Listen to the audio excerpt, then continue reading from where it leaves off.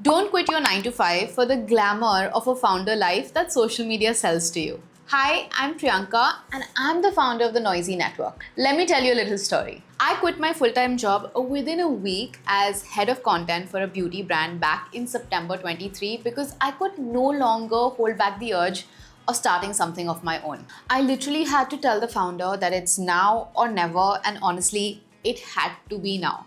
And they were quite supportive despite me putting them in a spot. Eventually, that beauty brand became my first client as a freelancer. Cut to 2024, I started doing content a lot more, did an IP for Swiggy, I freelanced solo, and eventually got a lot more clients that I could handle alone. So I decided that I would register as a business and even got myself an intern. Cut to 2025, we got an office space, became a team of 10 members, had great client work and loyal retainers, and honestly, it felt like things were falling into place slow and steady. In fact, I also started a second product business called 1111 Accessories. Cut to 2026, we are now a team of just 5 members, including myself. We in fact even shifted our entire business model at Noisy, focusing only on video production with a lot more focus on my own content as well.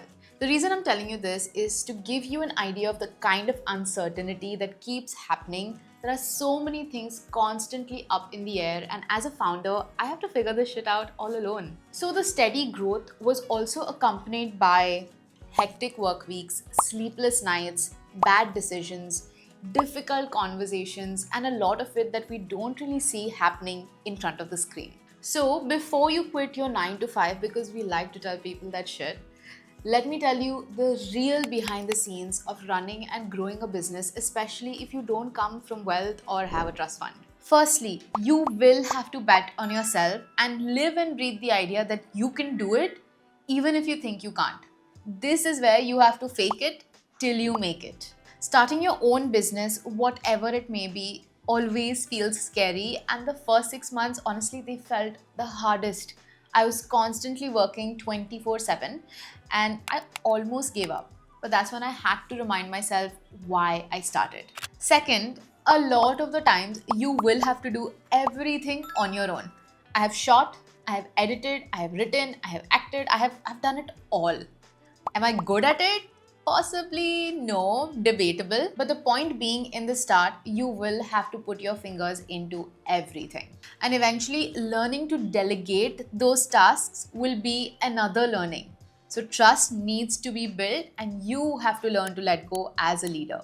Third, and possibly one of the most important things to keep in mind, how to price your services. This took me a while to get right, and in fact, even today, I sometimes need a minute to go back and forth to figure out how to charge my services. Every client has a different ask, budget, and requirement. So, how can you give a package pricing? This is not a bakery. Fourth, you're going to be belittled, but you have to stand your ground. I once had a really condescending conversation with someone who simply asked me, "Why should we pay you so much?" for a service and fee that was industry standard. And they still continue to work with us. They came to us, they worked with us. But everyone wants a good bargain at the end of the day. But you need to stand your ground. Fifth, work timings are for your team, not for you. You are always going to have to be clocked in and available. For your team, it's a job. For you, it's your company. The stakes are much higher for you, and the sooner you learn that and accept it, the better. Sixth, you are always going to be responsible. This is something I knew from the get-go, but the experience and realization was very humbling. As a founder, you will always be responsible for the actions of your team. If they do something wrong, it's on you.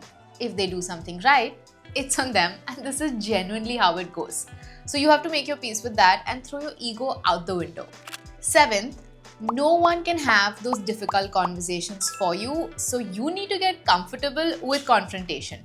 This took me almost a year and a half to learn and apply without having a panic attack. I soon realized that having difficult conversations is just a part of the job profile. You have to set expectations, you have to communicate clearly, you have to be stern, and when things get difficult, you simply have to cut off what's not working. And it's not fun, but It just needs to be done. Eighth, you have to set the example. You set the culture, you set the guidelines, you lead. In the start, your business is a reflection of who you are. So you have to set the example so others can follow. Ninth, you cannot take things personally. Yes, it's your business, but it's not you. You have to learn how to detach yourself from the business, and having that space is really important.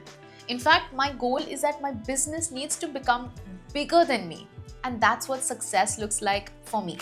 10th, it does get a bit lonely. Especially as a solo founder, the learning, the growing, the building has been just by myself. And it did get lonely and still does from time to time. Because sometimes having a sounding board or someone to just jam ideas with, or someone who could take the load off of you would definitely help.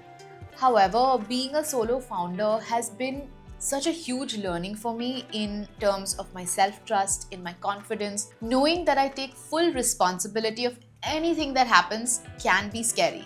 But there is a sense of freedom in this responsibility and discipline. I also know at this point, no matter what happens, I'm gonna be able to figure it out. These were just some of the realistic truths that I've had to learn and experience firsthand in my journey as a founder. And if I'm being honest, it has been challenging, but also rewarding in its own special way. Think about it. There is a pro and a con to either being an employee or a founder. Each experience is unique in its own way, and it's not set in stone as to which is right or wrong. There is only a right and wrong for you.